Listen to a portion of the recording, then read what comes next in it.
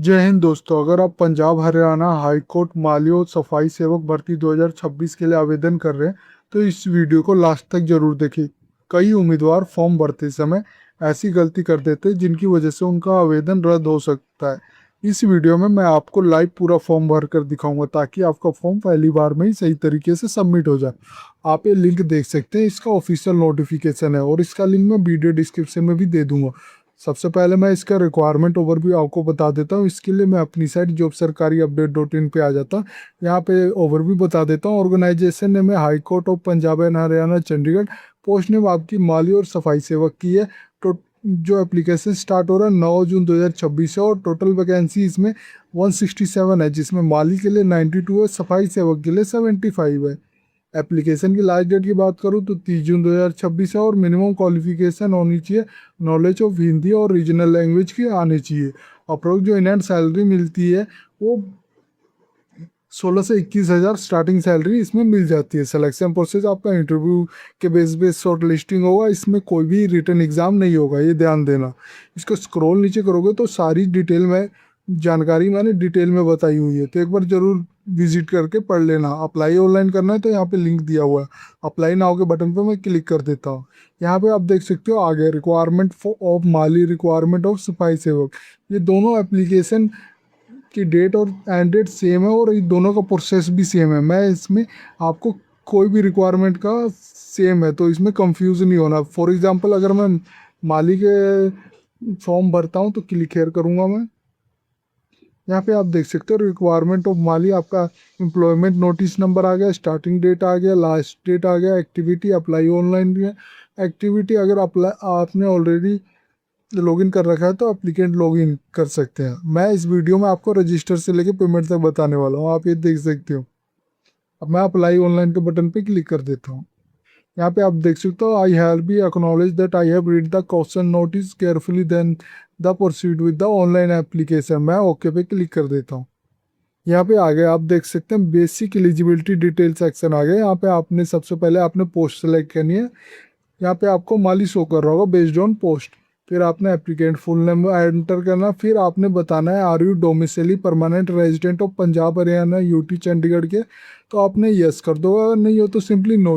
अगर नो करोगे तो ये ध्यान देना all SC ST BC category applicant of the other state या UT shall be treated as a general category. इसका मतलब ये है कि अगर आप पंजाब हरियाणा या यूटी चंडीगढ़ से बिलोंग नहीं करते तो आपको जर्नल कैटेगरी के थ्रू ही भरना पड़ेगा।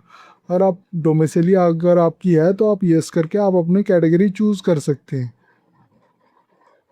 इसके बाद डू यू पास से knowledge of Hindi and regional language अगर आपकी होती है तो यस कर दोगे, नहीं तो नो कर दोगे। अगर नो करोगे तो you are a not eligible, ये ध्यान देना, ये एक मैंडेटरी है। Do you diploma related of gardening from any recognize institute से अगर आपको डिप्लोमा है तो यस कर दोगे। ये ध्यान देना you need to upload the relevant certificate, document आपने अपलोड करना होगा। नहीं है तो सिंपली नो पे क्लिक कर सकते हो। Do you have experience of the 3 years as a gardener, तो अगर आपको है तो आप यहाँ पे अपलोड करना होगा आपका रिलेवेंट डॉक्यूमेंट सर्टिफिकेट। और नहीं है तो सिंपली नो पे क्लिक कर दोगे। फिर आपके पास आ गया are you dependent of ex serviceman, अगर आप हो तो आप यस कर दोगे। You need to upload a certificate document है डिपेंडेंट और एक्स सर्विसमैन, ये ध्यान देना। अगर नहीं हो तो सिंपली नो कर देना। फिर आपने जेंडर सेलेक्ट कर लेनी, जिस भी जेंडर को बिलोंग करते हो। फिर अपने ईमेल एड्रेस एंटर करना। फिर कंफर्म ईमेल एड्रेस एंटर करना सेम। फिर मैरिटल स्टेटस आपने चूज कर लेना, मैरिड अनमैरिड डिवोर्स विडो जो भी हो आप सेलेक्ट कर लोगे। फिर मोबाइल नंबर आपने एंटर करना है। फिर कंफर्म मोबाइल नंबर एंटर करना है। फिर अगर अल्टरनेटिव मोबाइल नंबर है तो वो भी एंटर कर सकते हो। फिर आपने यहाँ पे डेट ऑफ बर्थ सेलेक्ट कर लेनी है, ये ध्यान देना। फिर एज ऑटोमेटिक कैलकुलेट हो जाएगी। All corresponding of the candidate will made through SMS और मोबाइल नंबर और email ID provided by the candidate applicant format, no other method of communication will be adopted. ये ध्यान देना जो भी आप मोबाइल नंबर और ईमेल एड्रेस एंटर करोगे उसी के बेस पे आपसे कम्युनिकेशन या आपको कुछ भी नोटिस या कुछ भी रिलेटेड क्वेरी आपको उसी पे सेंड की जाएगी। ये ध्यान देना, अपना सही करेक्ट एंटर करना। फिर आपने यहाँ पे वेरीफाई कैप्चा एंटर कर देना है और submit and proceed of applicant login पे क्लिक कर देना है। इसके बाद फ्रेंड आपका रजिस्ट्रेशन नंबर और आपने डेट ऑफ बर्थ एंटर करनी है, सिक्योरिटी कैप्चा डाल के और लॉगिन के बटन पे क्लिक कर दोगे। ये ध्यान देना जो रजिस्ट्रेशन नंबर है वो अभी आपने जो मोबाइल नंबर और ईमेल जो आपने ऐड किया था उस पर आपको सेंड कर दिया होगा, तो वहाँ से आप देख के लॉगिन कर लोगे। इसके बाद फ्रेंड आप ये देख सकते हो एप्लीकेंट प्रोफाइल पे आ जाओगे। यहाँ पे आप देख सकते हो आपका एप्लीकेंट आपकी जो भी डिटेल आपने एंटर की थी वो शो कर रहा होगा, और आपको जितना फीस पे करना है वो भी शो कर रहा होगा। मेरे केस में मुझे 700 पे करना है। मैं एप्लीकेशन फीस पे क्लिक कर देता हूँ। इसके बाद फ्रेंड आप ये देख सकते हो पेमेंट पोर्टल पे आ जाओगे। यहाँ पे आपका नेम, ईमेल और मोबाइल नंबर शो कर रहा होगा, और कितना आपने पे करना है ये भी है।